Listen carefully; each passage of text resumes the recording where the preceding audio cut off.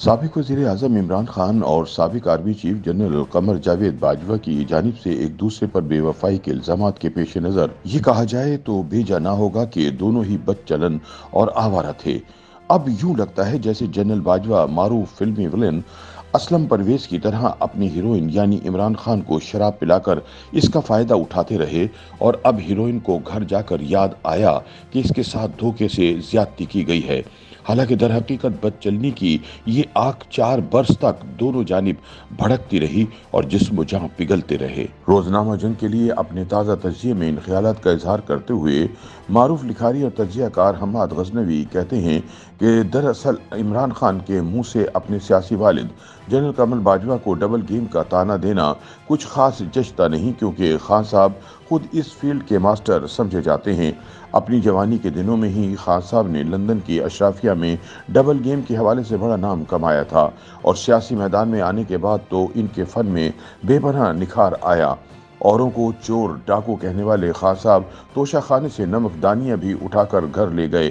آپ اسے کیا کہیں گے؟ باجوہ صاحب کی ایکسٹینشن کو زندگی کی سب سے بڑی غلطی قرار دینا اور پھر انہیں تاحیات آرمی چیف بنانے کی پیشکش کرنا، آپ اسے کیا کہیں گے؟ موصوف پہلے امریکہ کا گریبان پکڑتے ہیں، پھر امریکی سفیر کے پاؤں پکڑتے ہیں، آپ اسے کیا کہیں گے؟ خدا جھوٹ نہ بلوائے، اسی کو ڈبل گیم کہتے ہیں۔ حماد غزنوی کہتے ہیں کہ عمران خان نے بھی باجوہ کو ڈبل گیم کا طعنہ دیا، یعنی ایک طرف تو باجوہ صاحب صبح و شام عمران کو اپنی وفا کا یقین دلا رہے تھے، اور دوسری طرف عین اسی وقت رقیبوں پر دونہ التفات فرما رہے تھے۔ یہ قضیہ مونس الہی کے ایک بیان سے کھڑا ہوا، جس میں انہوں نے یہ راز افشا کیا کہ تحریک عدم اعتماد کے موقع پر انہیں باجوہ صاحب نے عمران کے ساتھ سنجوگ باندھنے کا مشورہ دیا تھا۔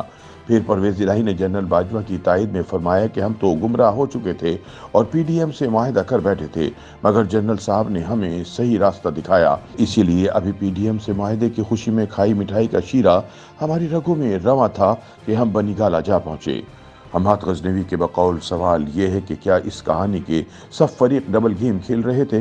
پرویز الہی تو اپنے منہ سے کہہ رہے تھے کہ پہلے میں نے ایک فضائی بوسہ پی ڈی ایم کی طرف اچھالا اور ساتھ ہی پی ٹی آئی کو 3 دفعہ قبول ہے کہہ دیا۔ اسی طرح عمران خان ایک طرف باجوہ صاحب سے وفاؤں کا صلہ مانگ رہے تھے اور دوسری جانب ان کا تختہ الٹ کر فیض حمید کو تخت دل پر سرفراز کرنے کے لیے کوشاں تھے۔ رہ گئے باجوہ صاحب تو ان پر تو باقاعدہ آوارگی کا الزام ہے، یعنی پہلے تو انہوں نے اسیر ظلم جمہوریت کے طور پر شہرت بنائی، اس کے نتیجے میں نواز شریف نے انہیں سپہ سالار تعینات کر دیا۔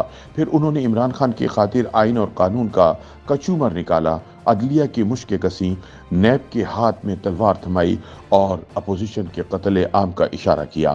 2018 میں فحش انتخابات منعقد کروائے اور عمران خان کو حکمران بنا دیا۔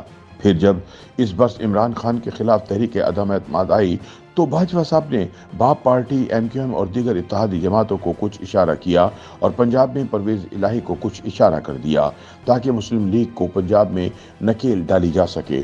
اسی لیے عدلیہ کے پنجاب حکومت کے حوالے سے کیے گئے فیصلے بھی اب سمجھ میں آتے ہیں۔ حماد غزنوی کہتے ہیں کہ جنرل باجوہ نے پہلے اعلان کیا کہ مزید ایکسٹینشن نہیں لوں گا، لیکن پھر ایکسٹینشن لینے کے لیے سر دھڑ کی بازی لگا دی۔ اندر کی خبر یہ ہے کہ باجوہ صاحب نے 4 سینئر جنرلوں سے آرمی چیف بنانے کا وعدہ کر رکھا تھا۔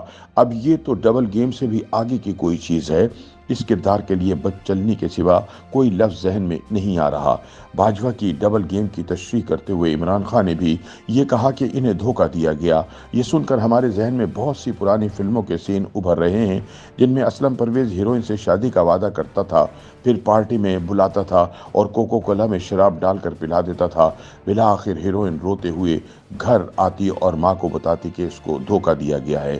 ہمیں تب بھی یہ سمجھ نہیں آئی تھی کہ ہیروئن ایک مسلمہ بد چلن شخص پر کیوں کر بھروسہ کر لیتی تھی، اور ہمارا آج بھی یہی سوال ہے کہ خان صاحب آپ سے کس نے کہا تھا کہ آپ اسلم پرویز پر بھروسہ کریں؟ کیا آپ نے پرانی پاکستانی فلمیں نہیں دیکھی؟ آپ اسلم پرویز کے کردار سے واقف نہیں ہیں؟